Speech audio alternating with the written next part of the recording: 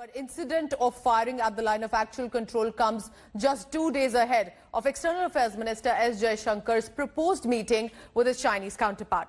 The foreign minister's meeting is likely in Moscow on Thursday, with the Chinese Foreign Minister Wang on the sidelines of Shanghai Cooperation Organization meeting. This firing also comes 2 days after Defense Minister Rajnath Singh met with his Chinese counterpart in Moscow.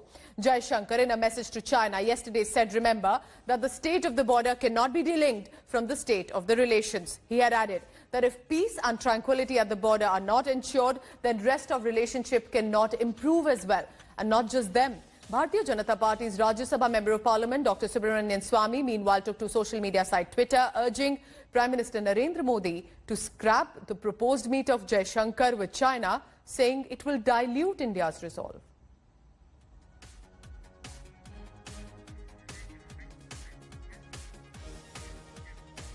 So let me now bring to you precisely what happened during the night, and that has led to a more volatile situation at the line of actual control. There were shots that were fired for the first time between India and China in 45 years. Take a look at that. Last time firing was between the two neighbors. That took place in 1975. So 1975 to now 2020. Let's try and understand what implications may this have, particularly along the line of actual control. It's a big escalation, number one, in the line of actual control standoff. Number two, there is an imminent threat, then that means for an all-out armed conflict if the situation continues like this. There is also a massive strategic shift in India's stand. Remember, earlier it could have been defensive. Now it is preemptive, it is aggressive, it is making its stand very clear. Number four, also India is now appearing unafraid in engaging the dragon. So apart from the shift in stand, it is also now unafraid in directly combating the dragon as well. Number five, let's take a look at that. India counts on massive counter build-up because it is ensuring that its deployments are in place. And then, now the cloud will be on S. Jaishankar, Foreign Minister, and China talks expected this week.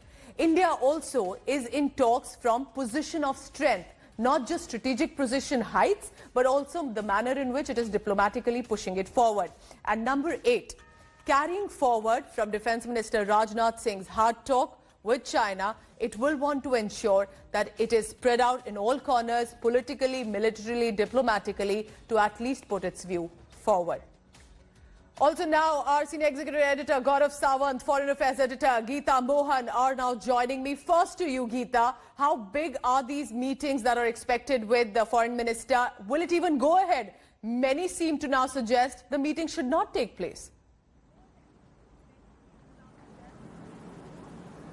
Well, that's right. There is a growing voice that there is no use speaking with the Chinese at a time when we've seen how the defense minister's meeting really panned out with the Chinese defense minister blaming India and putting all the responsibility on India for all the incidents that took place since the Galwan Valley clashes of June 15. Having said that, the Indian side continues to maintain that as of now, there has been no cancellation of a meeting that has already been proposed and agreed upon for September 10th, and that is because the engagement has also been only on the count that India is only putting forth its position very strongly and firmly.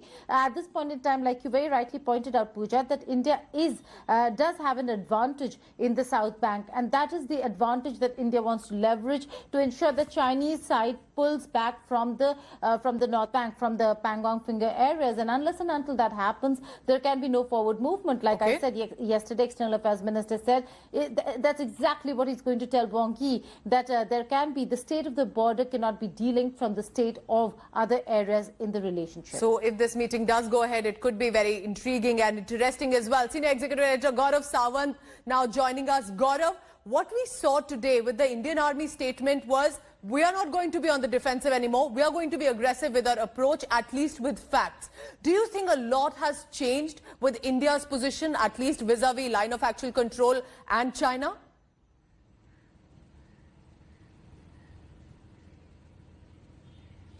So post Galwan, there was a very systematic rethink in India's response to China's actions. And the army realized that China follows a policy. This is a policy of nibble and negotiate. China continues to talk to you, and yet it gobbles up territory, and yet it continues to behave in the most unsoldier-like behavior with troops on ground.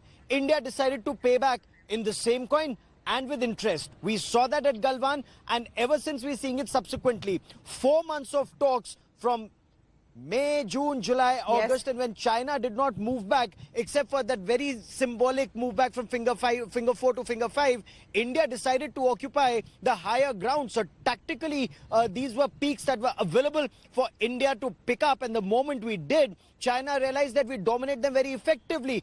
China also realized that this is one location where India's taken the initiative from the Chinese hand, because all through China would have the initiative and India would be reactive. Here India has been proactive, including yesterday when the Chinese troops tried to come into one of our forward positions, and the Indian army, according to China, India behaved in an evil manner. According to our army, we behaved in the most restrained manner. China says we opened fire.